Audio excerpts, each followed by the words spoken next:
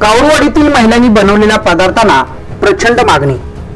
कावरवाडी तालुका पन्हाळा येथील जिजाऊ महिला आघाडी बचत गटाच्या महिलांनी नाचणी व तांदळाच्या पिठापासून विविध पदार्थ बनवून विक्रीसाठी ठेवले आहेत। कोणतेही केमिकल न वापरता घरगुती चुलीवर पदार्थ बनवल्याने शहरी व ग्रामीण भागातील ग्राहकांकडून चांगला प्रतिसाद मिळत आहे।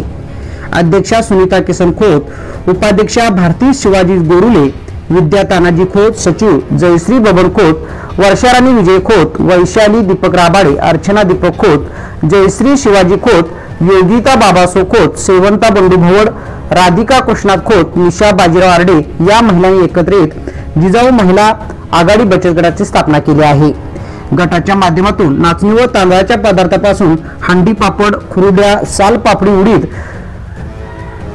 तिखट सांडगी, साबू सांडगी, पालक हंडी पापड, नाचणी पापड, नाचणी खुरुड्या, नाचणी सांडगी, टोमॅटो मिरची हंडी पापड, उकड शाबू सांडगे, बटाटा वेपर्स आदी पदार्थ तसेच मसालेदार चटणी बनवली जात आहे। कोणतेही केमिकल न वापरता चुलीवर पदार्थ बनवल्याने पदार्थ स्वादिष्ट व आरोग्याला लाभदायक ठरत आहेत। होलसेल दराने विक्री सुरू असल्याने शहरी व ग्रामीण भागातील ग्राहकांकडून मागणी वाढत आहे। ग्राहकांच्या ऑर्डरी स्वीकारल्या जात असून ग्राहकांनी बचत गटाशी संपर्क साधावा असे आवाहन अध्यक्षा सौ सुनीता किसन खोत यांनी केले आहे। सुनीता किसन खोत, राहणार कावडी।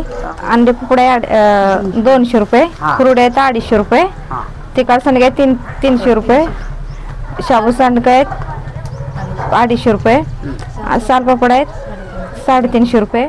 नमस्कार, माझे नाव भारती शिवाजी गोरुले, राहणार कावरवाडी, जिजाऊ महिला बचत गट कावरवाडी, तालुका पन्हाळा, जिल्हा कोल्हापूर। या बचत गटाच्या माध्यमातून हे सर्व पदार्थ आम्ही तयार केलेले आहेत।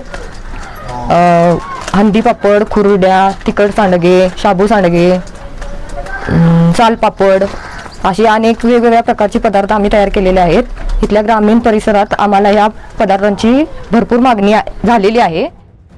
नमस्कार, मी वैशाली दीपक राबाडे, राहणार कावरवाडी। या बचत गटातर्फे आम्ही उन्हाळी पदार्थ तयार केले आहेत आणि त्याचा प्रतिसाद पण खूप चांगला आहे। आत्ताच्या युगात फास्ट फूड जास्त प्रमाणात चालत आहे।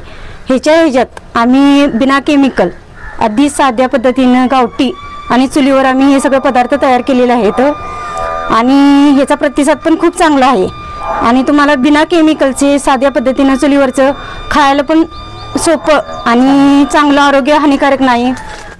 जांभळी न्यूजसाठी कावरवाडीहून राम करले।